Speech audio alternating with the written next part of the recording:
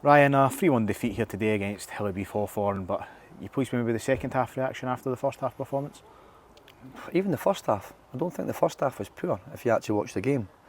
We started great. I think the first 10, 12 minutes we we got on the ball, we passed through the lines, it was decent. But they scored a goal. They scored a goal for a penalty. It's a poor defensive mistake. I think the first half, minus a 15-minute spell where we sort of lost our shape, our heads went, we were sort of like the better team in terms of trying to play. That being said, for all the good play we had, I can't really remember many times that we tested the goalkeeper, which is worrying.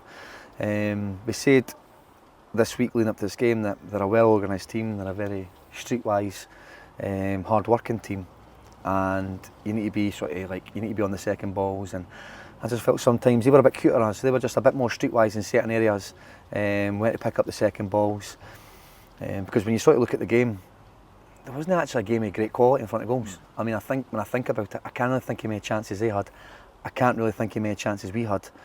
But the difference between the two teams today was they capitalised on 3 mistakes. I mean, the first one, it's a penalty.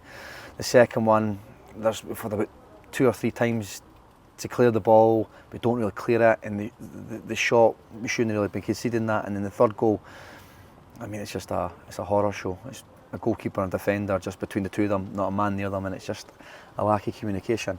So if you take those sort of 3 mistakes out of it, there wasn't really much in the game. And that game could quite easily, if we had won away 1-0 in that game, it could have quite easily happened. But the fact that you've came here, and it's a hard one to sort of take, because when you look at it, we weren't horrendous, but we weren't great. It's just that lack of quality in front of the goals and that decision making, that ruthlessness at the back, just to sort of be horrible.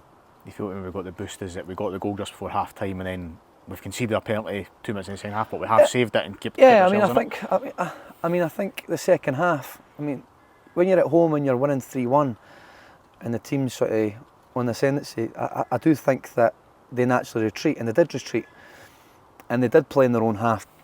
But again, what I just said, as much as we said that, I can't really think of many times we broke them down.